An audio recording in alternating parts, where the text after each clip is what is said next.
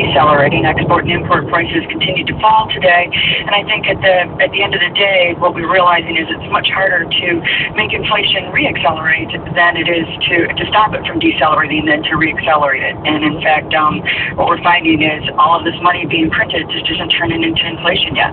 And does that surprise you? I mean, why is that not happening yet? It's almost as if all the banks have dropped the money from their proverbial helicopters and it landed in the trees until it falls to the ground and we can spend it, and there's churn in that money. You do not get inflation, and that's what the problem has been. It's still sitting in bank vaults and not being spent, and until it comes out and we can spend it, you just won't see inflation. And finally, Diane, I just wanted to get your thoughts on this crazy up and down of Bitcoin, this other alternative currency that I guess some people are comparing to gold, although it's a little bit different. What do you think? What's going on there? Well, again, there's a lot of uncertainty, and, they're just, at the end of the day, as much as the dollar has a lot of warts and doesn't make the best reserve currency anymore, it is better than anything else out there, the least dirty shirt in the dirty shirt pile, as they say, and it's left everything else uncertain. Diane Swank, Chief Economist with Mesereau Financial. Thanks as always. Thank you. Marketplace Morning Report is supported by Reputation.com, whose Reputation Defender service is designed to help businesses and professionals improve their search results. Learn more at 1-800-REPUTATION. By MassMutual, a company owned by its policy owners and committed to putting them first. Learn more at massmutual.com/mutuality. And by Novo Nordisk, committed to diabetes care and changing lives for 90 years. NovoNordisk-US.com.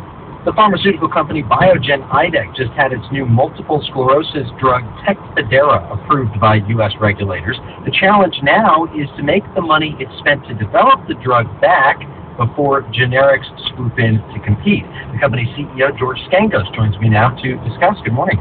Good morning. Well, let's start with this new MS drug that you guys have just come out with. How much money and work did it take to come up with this, to develop this drug? Well, Tecfidera was in development for over 10 years and several $100 million. I actually don't know the exact amount. As you know, we had it approved recently, and we're very optimistic about this drug and its ability to provide substantial help for large numbers of MS patients.